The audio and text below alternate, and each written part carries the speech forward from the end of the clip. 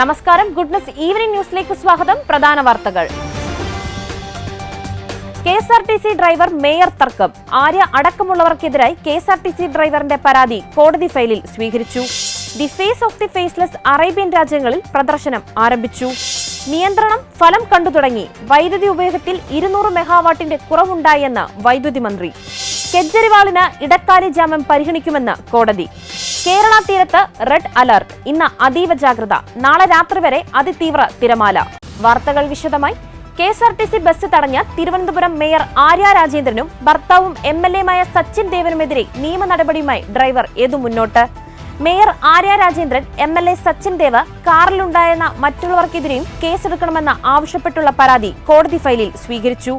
Thiruvananthapuram first class magistrate കോടതിയിലാണ് പരാതി സ്വീകരിച്ചത്. മേയറും സംഘവും ബസ് തടഞ്ഞതിൽ ഡ്രൈവറുടെ പരാതിയിൽ ഇനിയും പോലീസ് കേസെടുത്തിട്ടില്ല. മേയറുടെ പരാതിയിൽ ഡ്രൈവർക്കെതിരെ മാത്രമാണ് കേസെടുത്തത്. കേസെടുക്കാൻ പോലീസ് മടിക്കുന്ന സാഹചര്യത്തിലാണ് ഡ്രൈവർ യദു മജിസ്ട്രേറ്റ് കോടതിയെ സമീപിച്ചത്. സീബ്ര ലൈനിൽ കാറിട്ട് ബസ് തടഞ്ഞ് കൃത്യനിർവഹണം തടസ്സപ്പെടുത്തിയതെന്നാണ് പരാതി.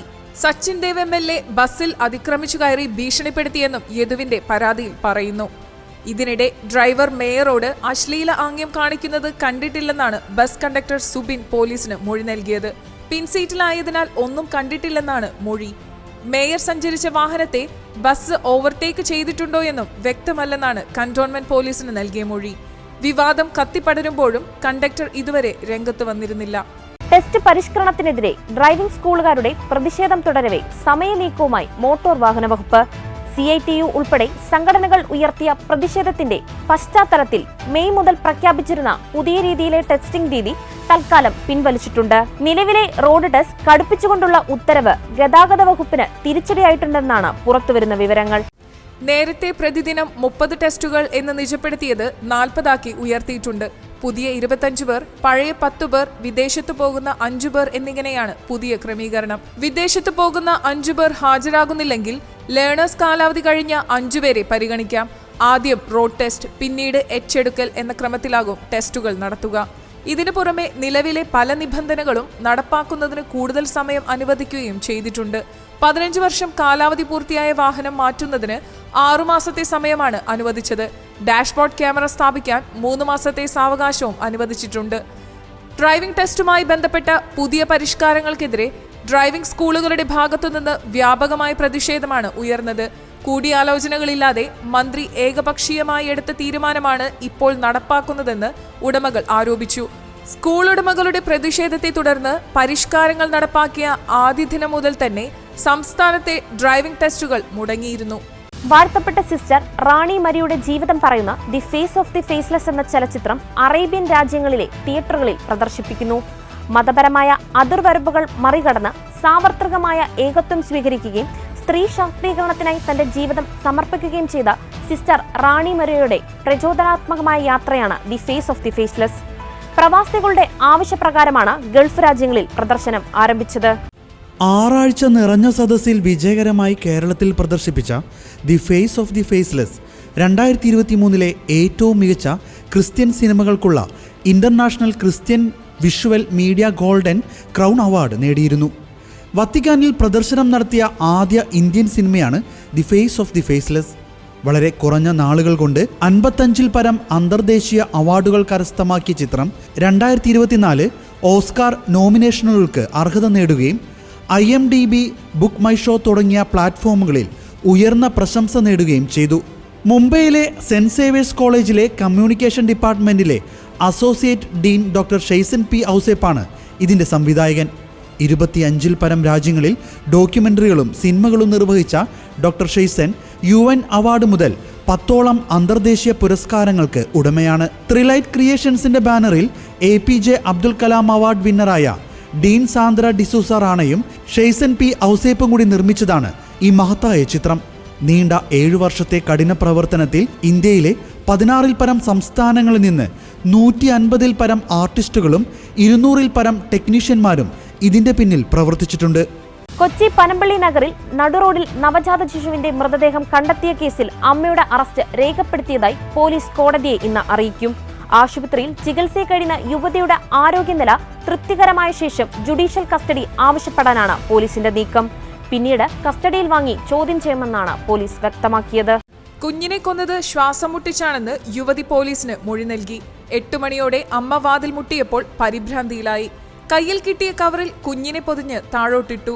പരിഭ്രാന്തിയിൽ ആത്മഹത്യ ചെയ്യാൻ തുനിഞ്ഞുവെന്നും യുവതി പോലീസിന് മൊഴി നൽകി.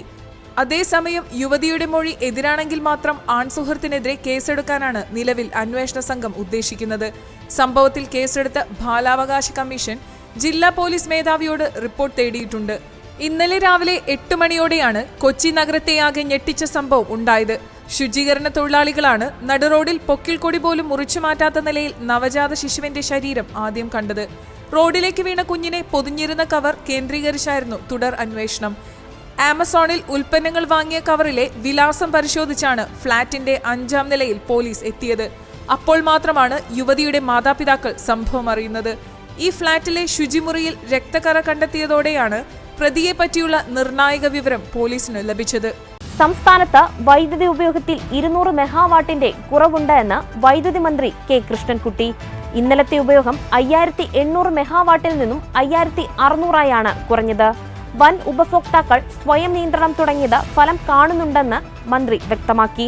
അലങ്കാര ലൈറ്റുകളും മറ്റും ഓഫ് ചെയ്ത് ജനങ്ങളും സഹകരിക്കണം. ഗാർഹിക ഉപഭോക്താക്കളെ പരമാവധി ബാധിക്കാതിരിക്കാനും സംസ്ഥാനത്ത് പവർ കട്ട് പരമാവധി ഏർപ്പെടുത്താതിരിക്കാനുമാണ് ശ്രമം നടത്തുന്നതെന്ന് മന്ത്രി കൂട്ടിച്ചേർത്തു. സംസ്ഥാനത്ത് വൈദ്യുതി ഉപയോഗവും പീക്ക് ലോഡ് സമയത്തെ ആവശ്യവും വർദ്ധിക്കുന്ന സാഹചര്യത്തിൽ ലോഡ് കൂടുന്ന മേഖലകളിൽ പ്രാദേശിക നിയന്ത്രണം ഇന്നലെ മുതൽ ഏർപ്പെടുത്തിയിരുന്നു. സംസ്ഥാനത്ത് ഒട്ടാകെയുള്ള ലോഡ് ഷെഡിംഗ് ഇല്ല. വിതരണ ശൃംഖല തകരാറിലാകാതെ നോക്കാനാണ് ക്രമീകരണമെന്നും വൈദ്യുതി മന്ത്രി കെ കൃഷ്ണൻകുട്ടി അറിയിച്ചു. മതിയായ ക്രമീകരണങ്ങൾ ഏർപ്പെടുത്താൻ ഡെപ്യൂട്ടി ചീഫ് എഞ്ചിനീയർമാരെ ചുമതലപ്പെടുത്തി. 2 ദിവസത്തെ സ്ഥിതി വിലയിരുത്തിയ ശേഷം ബോർഡ് വീണ്ടും സർക്കാരിന് റിപ്പോർട്ട് നൽകും. ചരിത്രത്തിൽ ആദ്യമായി വ്യാഴാഴ്ച വൈദ്യുതി ഉപയോഗം 11.4182 കോടി യൂണിറ്റും പീക്ക് ലോഡ് 5854 മെഗാവാട്ടുമായി ഉയർന്നു. യഥാർത്ഥത്തിൽ വൈദ്യുതി ആവശ്യം 6000 മെഗാവാട്ടിൽ എത്തിയെന്നും പ്രാദേശിക നിയന്ത്രണം കൊണ്ട് 5854 നിന്നെന്നും ബോർഡ് അധികൃതർ ചൂണ്ടിക്കാട്ടി. രാത്രി സമയത്തുള്ള നിയന്ത്രണമാണ് ഇപ്പോൾ പ്രഖ്യാപിച്ചിട്ടുള്ളത്. വൈദ്യുതി ലൈനിലേക്ക് ചാഞ്ഞു നിൽക്കുന്ന ചില്ലകൾ വെട്ടുന്നതടക്കമുള്ള വിവിധ കാരണങ്ങൾ ചൂണ്ടിക്കാട്ടി പകൽ പലയിടത്തും വൈദ്യുതി വിച്ഛേദിക്കുന്നുണ്ട്. ലോക്സഭാ തെരഞ്ഞെടുപ്പ് കണക്കിലെടുത്ത് ഡൽഹി മുഖ്യമന്ത്രി അരവിന്ദ് കെജ്രിവാളിന് ഇടക്കാല ജാമ്യം അനുവദിക്കുന്നത് പരിഗണിക്കുമെന്ന് സുപ്രീം കോടതി സൂചിപ്പിച്ചു. ഡൽഹി മദ്യനയക്കേസിലെ എൻഫോഴ്സ്മെന്റ് ഡയറക്ടറേറ്റിന്റെ അറസ്റ്റ് ചോദ്യം ചെയ്തുള്ള കെജ്രിവാളിന്റെ ഹർജി 7-ന് പരിഗണിക്കാനായി മാറ്റിക്കൊണ്ടാണ് ജഡ്ജിമാരായ സഞ്ജീവ് ഖന്ന, ദീപാങ്കർ ദത്ത എന്നിവരുടെ ബെഞ്ച് ഇക്കാര്യം വ്യക്തമാക്കിയത്. ഇതു സംബന്ധിച്ച കോടതിയുടെ ചോദ്യങ്ങൾക്ക് തയ്യാറായി വരാനും ഇഡിയോട് ആവശ്യപ്പെട്ടു. ഡൽഹിയിലെ തെരഞ്ഞെടുപ്പ് തീയതിയടക്കം വിവരങ്ങളും കോടതി തേടി. ഒരാളുടെ വ്യക്തി സ്വാതന്ത്ര്യം പരമപ്രധാനമാണെന്നും അത് നിഷേധിക്കാൻ കഴിയില്ലെന്നും കോടതി വ്യക്തമാക്കി. ഈ കേസിന് സമയമെടുത്തേക്കാം. പ്രത്യേകിച്ചും തെരഞ്ഞെടുപ്പ് നടക്കുന്നതിനാൽ സമയം നീണ്ടുപോകുമെങ്കിൽ ഇടക്കാല ജാമ്യത്തിന്റെ കാര്യം പരിഗണിക്കുമെന്ന് കോടതി വ്യക്തമാക്കി. എന്നാൽ കോടതി പരാമർശം വ്യാഖ്യാനങ്ങൾക്ക് ഇടയാക്കുമെന്ന് ഇഡി ചൂണ്ടിക്കാട്ടി. കേസിൽ ജാമ്യത്തിലിറങ്ങിയ സഞ്ജയ് സിംഗ് നടത്തുന്ന പ്രസംഗങ്ങൾ കോടതി പരിഗണിക്കണമെന്നും ഇഡിക്ക് വേണ്ടി additional solicitor general SV Raju വാദിച്ചു. കേസിൽ അന്തിമമായി ഒന്നും തീരുമാനിച്ചിട്ടില്ലെന്നും സാധ്യത മാത്രമാണ് വ്യക്തമാക്കിയതെന്നുമായിരുന്നു കോടതിയുടെ മറുപടി. ലോക്സഭാ തെരഞ്ഞെടുപ്പ് പ്രഖ്യാപിച്ചിരിക്കെ കെജ്രിവാളിനെ അറസ്റ്റ് ചെയ്തതിലെ യുക്തി ഹർജിക്കാർ ചോദിക്കുന്നു. ഇതേക്കുറിച്ച് വിശദീകരിക്കാനും കോടതി ഇഡിയോട് ആവശ്യപ്പെട്ടു. 1 മാസത്തിലേറെയായി തീഹാർ ജയിലിൽ അടയ്ക്കപ്പെട്ട മുഖ്യമന്ത്രിക്ക് ഇപ്പോഴും ഔദ്യോഗികമായി ഫയലുകൾ ഒപ്പിടാൻ കഴിയുമോ എന്ന കാര്യവും പരിശോധിക്കുമെന്ന് കോടതി വ്യക്തമാക്കി. കെജ്രിവാളിന്റെ അറസ്റ്റ് നിയമവിരുദ്ധമല്ലെന്ന് നേരത്തെ ഹൈക്കോടതി വ്യക്തമാക്കിയിരുന്നു. മെയ് 7-നാണ് കസ്റ്റഡി കാലാവധി അവസാനിക്കുക. ഇറാൻ പിടിച്ചെടുത്ത കപ്പലിലെ മലയാളികൾ ഉൾപ്പെടെ എല്ലാ ജീവനക്കാരെയും വിട്ടയച്ചു. മാനുഷിക പരിഗണന വച്ചാണ് ജീവനക്കാരെ വിട്ടയച്ചതെന്ന് ഇറാൻ അറിയിച്ചു. 16 ഇന്ത്യക്കാരുൾപ്പെടെ 24 ജീവനക്കാരെയാണ് വിട്ടയച്ചത്. കപ്പൽ ജീവനക്കാരിലെ ഏക വനിതയായിരുന്ന മലയാളി ആൻ ടെസ ജോസഫിനെ ഏപ്രിൽ 18-ന് മോചിപ്പിച്ചിരുന്നു. മാനന്തവാടി സ്വദേശി PV ധനേഷ്, കോഴിക്കോട് മാവൂർ സ്വദേശി ശ്യാംനാഥ്, പാലക്കാട് കേരളശ്ശേരി സ്വദേശി S സുമേഷ് എന്നിവരാണുണ്ടായിരുന്നത്. കപ്പലിലെ ജീവനക്കാരെ കാണാൻ ഇന്ത്യൻ എംബസി ഉദ്യോഗസ്ഥരെ അനുവദിച്ചിരുന്നു. ഏപ്രിൽ 13-നാണ് ഹോർമൂസ് കടലിടുക്കിൽ വെച്ച് ഇറാന്റെ റവല്യൂഷണറി ഗാർഡ് ഇസ്രായേൽ ചരക്കു കപ്പൽ പിടിച്ചെടുത്തത്. കപ്പൽ പിടിച്ചെടുക്കുമ്പോൾ 25 ജീവനക്കാരായിരുന്നു ഉണ്ടായിരുന്നത്. ഇതിൽ ഒരു മലയാളി വനിത ഉൾപ്പെടെ 4 മലയാളികളടക്കം 17 പേർ ഇന്ത്യക്കാരായിരുന്നു. കപ്പലിലുണ്ടായിരുന്ന ഏക വനിത തൃശൂർ സ്വദേശിനിയായ ആന്റസ ജോസഫിനെ നേരത്തെ വിട്ടയച്ചിരുന്നു. ഇസ്രയേലുമായി ബന്ധമുള്ള UK ആസ്ഥാനമാക്കി പ്രവർത്തിക്കുന്ന സോഡിയാക് മാരിടൈമിന്റെ MSC ഏരീസ് ചരക്ക് കപ്പലാണ് ഇറാൻ സൈന്യം ഹോർമോസ് കടലിടുക്കിൽ വെച്ച് പിടിച്ചെടുത്തത്. ഭൂമിയിടപാടുമായി ബന്ധപ്പെട്ട് BJP നേതാവ് ശോഭാ സുരേന്ദ്രനെതിരെ ആരോപണങ്ങൾ ഉയർത്തിയ ദല്ലാർ TJ നന്ദകുമാറിനെ പുന്നപ്ര പോലീസ് ചോദ്യം ചെയ്യും. ഈ മാസം 9-ന് ഹാജരാകാൻ നന്ദകുമാറിന് നോട്ടീസ് നൽകി. ശോഭാ സുരേന്ദ്രൻ നൽകിയ പരാതിയിലാണ് പോലീസ് നടപടി. വ്യക്തിഹത്യ, സ്ത്രീത്വത്തെ അവഹേളിക്കൽ എന്നിവയ്ക്കെതിരെയാണ് ശോഭ പരാതി നൽകിയത്. കഴിഞ്ഞ ദിവസമാണ് ആലപ്പുഴ BJP സ്ഥാനാർത്ഥി ശോഭാ സുരേന്ദ്രൻ തട്ടിപ്പുകാരിയാണെന്നും തനിക്ക് തിരികെ നൽകാനുള്ള 10 ലക്ഷം രൂപ ആവശ്യപ്പെട്ടിട്ടും തിരികെ നൽകിയില്ലെന്നാരോപിച്ച് TG നന്ദകുമാർ വാർത്താസമ്മേളനം വിളിച്ചത്. ശോഭാ സുരേന്ദ്രന്റെ ഭൂമി ഇടപാടുമായി ബന്ധപ്പെട്ട് അഡ്വാൻസ് തുകയായി 10 ലക്ഷം നൽകി. പിന്നീട് അന്വേഷിച്ചപ്പോൾ ശോഭയുടെ ഭൂമിയുമായി ബന്ധപ്പെട്ട രേഖകളിൽ പ്രശ്നം ഉണ്ടായിരുന്നുവെന്ന് വ്യക്തമായി. പണം തിരികെ ആവശ്യപ്പെട്ടിട്ടും നൽകിയില്ലെന്നായിരുന്നു നന്ദകുമാറിന്റെ ആരോപണം. ശോഭാ സുരേന്ദ്രൻ BJP വിടാൻ തീരുമാനിച്ചിരുന്നുവെന്നും LDF സ്ഥാനാർത്ഥിയാകാൻ ശ്രമിച്ചിരുന്നുവെന്ന ആരോപണവും തിരഞ്ഞെടുപ്പ് സമയത്ത് നന്ദകുമാർ ഉയർത്തിയിരുന്നു. കേരളത്തിൽ തെരഞ്ഞെടുപ്പ് കാലത്ത് നന്ദകുമാർ നടത്തിയ ആരോപണങ്ങൾ വൻ കോളിളക്കമാണ് സൃഷ്ടിച്ചത്. പൂരി ലോക്സഭാ മണ്ഡലത്തിലെ കോൺഗ്രസ് സ്ഥാനാർത്ഥി സുചാരിത മോഹന്തി ലോക്സഭാ തെരഞ്ഞെടുപ്പിൽ നിന്നും പിന്മാറി. തെരഞ്ഞെടുപ്പ് പ്രചാരണത്തിന് ആവശ്യമായ ഫണ്ടില്ലെന്നും ചൂണ്ടിക്കാട്ടിയാണ് പിന്മാറ്റം. പൊതുജനങ്ങളിൽ നിന്നും സംഭാവന സ്വീകരിച്ചിട്ടും ചെലവ് ചുരുക്കൽ ഉൾപ്പെടെയുള്ള ശ്രമങ്ങൾ നടത്തിയിട്ടും സാമ്പത്തികമായ ബുദ്ധിമുട്ട് നേരിടേണ്ടി വരികയാണെന്നും പ്രചാരണം നടത്താൻ സാധിക്കില്ല എന്നും സുചാരിത വ്യക്തമാക്കി. 2014 ലോക്സഭാ തെരഞ്ഞെടുപ്പിൽ BJD ജനതാദളിന്റെ പിനാക്കി മിശ്രയോട് ഇവർ പരാജയപ്പെട്ടിരുന്നു.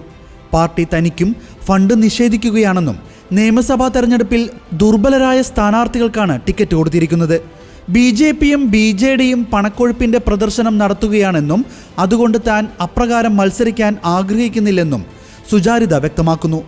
ആളുകളെ കേന്ദ്രീകരിച്ചുകൊണ്ടുള്ള പ്രചാരണമാണ് താൻ ആഗ്രഹിക്കുന്നതെന്നും എന്നാൽ ഫണ്ടില്ലായ്മ മൂലം അതിനുപോലും സാധിക്കുന്നില്ല. ഇക്കാര്യത്തിൽ പാർട്ടിയും ഉത്തരവാദിയല്ല. BJP സർക്കാർ പാർട്ടിയെ മുട്ടുകുത്തിച്ചിരിക്കുകയാണെന്നും സുചാരിത കുറ്റപ്പെടുത്തി. മെയ് 3-ന് KC വേണുഗോപാലിന് നൽകിയ കത്തിൽ ഫണ്ട് അനുവദിക്കാത്തതുകൊണ്ട് പ്രചാരണം ബുദ്ധിമുട്ടിലായിരിക്കുകയാണെന്നും സുചാരിത ചൂണ്ടിക്കാട്ടിയിട്ടുണ്ട്. പാർട്ടി ഫണ്ട് ലഭിക്കാതെ പ്രചാരണം തുടരാനാകില്ലെന്നും അതുകൊണ്ട് താൻ മത്സരരംഗത്ത് നിന്ന് പിൻവാങ്ങുകയാണെന്നും സുചാരിത കത്തിൽ വ്യക്തമാക്കി. മെയ് 13, 20, 25, ജൂൺ 1 തീയതികളിലായിട്ടാണ് ഒഡീഷയിൽ വോട്ടിംഗ് നടക്കുന്നത്. കള്ളക്കടൽ പ്രതിഭാസ മുന്നറിയിപ്പിനെ തുടർന്ന് കേരള തീരത്ത് ഇന്ന് റെഡ് അലർട്ട്. നാളെ രാത്രി 11:30 വരെ കേരള തീരത്ത് അതീവ ജാഗ്രത തുടരണമെന്നും ദേശീയ സമുദ്രസ്ഥിതി പഠന ഗവേഷണ കേന്ദ്രത്തിന്റെ മുന്നറിയിപ്പ്. ഇന്ന് രാവിലെ 5:30 മുതൽ മെയ് 5-ന് രാത്രി 11:30 വരെയാണ് അതിതീവ്ര തിരമാലകൾ കാരണം ശക്തിയേറിയ കടലാക്രമണത്തിന് സാധ്യതയുണ്ടെന്ന അറിയിപ്പ്. കടലേറ്റത്തിനും ഉയർന്ന തിരമാലകൾക്കും സാധ്യതയുള്ളതിനാൽ തീരത്ത് കിടന്ന് ഉറങ്ങരുതെന്നും ബീച്ചിലേക്കുള്ള യാത്രകളും കടലിൽ ഇറങ്ങിയുമുള്ള വിനോദവും ഒഴിവാക്കണമെന്നും അധികൃതർ നിർദ്ദേശിച്ചു. മത്സ്യബന്ധന ഉപകരണങ്ങൾ സുരക്ഷിത സ്ഥലത്തേക്ക് മാറ്റണമെന്നും മുന്നറിയിപ്പുണ്ട്. കേരളത്തിന് പുറമെ തെക്കൻ തമിഴ്നാട് തീരത്തും മുന്നറിയിപ്പ് നിലനിൽക്കുകയാണ്. കള്ളക്കടൽ പ്രതിഭാസത്തെ തുടർന്ന് കടലാക്രമണ സാധ്യതയുള്ളതായി ദേശീയ സമുദ്രസ്ഥിതി പഠന ഗവേഷണ കേന്ദ്രം മുന്നറിയിപ്പ് നൽകിയതിനാൽ അടിയന്തര സാഹചര്യമുണ്ടായാൽ നേരിടുന്നതിനുള്ള നടപടി സ്വീകരിക്കാൻ സംസ്ഥാന പോലീസ് മേധാവി ഡോക്ടർ ഷെയ്ഖ് ദർവേഷ് സാഹിബ് നിർദ്ദേശം നൽകി. ആവശ്യമായ മുൻകരുതൽ സ്വീകരിക്കാനും നിർദ്ദേശിച്ചിട്ടുണ്ട്. ദുരന്ത നിവാരണ വകുപ്പ്, കടലോര ജാഗ്രതാ സമിതി എന്നിവയുമായി ചേർന്ന് ആവശ്യമായ സജ്ജീകരണങ്ങൾ ഒരുക്കാനാണ് കോസ്റ്റൽ പോലീസ് വിഭാഗം, IG, AIG എന്നിവരോട് ആവശ്യപ്പെട്ടത്. ജാഗ്രതാ നിർദ്ദേശങ്ങൾ തീരദേശത്തെ ജനങ്ങളിൽ എത്തിക്കുന്നതിനും പോലീസ് നടപടി സ്വീകരിക്കും. തീരദേശ ജില്ലകളിലെ ജില്ലാ പോലീസ് മേധാവിമാർക്കും ഇതു സംബന്ധിച്ച് നിർദ്ദേശം നൽകിയിട്ടുണ്ട്. ഇതോടെ ഗുഡ്നസ് ഈവനിംഗ് ന്യൂസ് അവസാനിക്കുന്നു. കൂടുതൽ വാർത്താ അപ്ഡേറ്റുകൾക്കായി ഗുഡ്നസ് ന്യൂസ് ചാനൽ സന്ദർശിക്കുക. നന്ദി.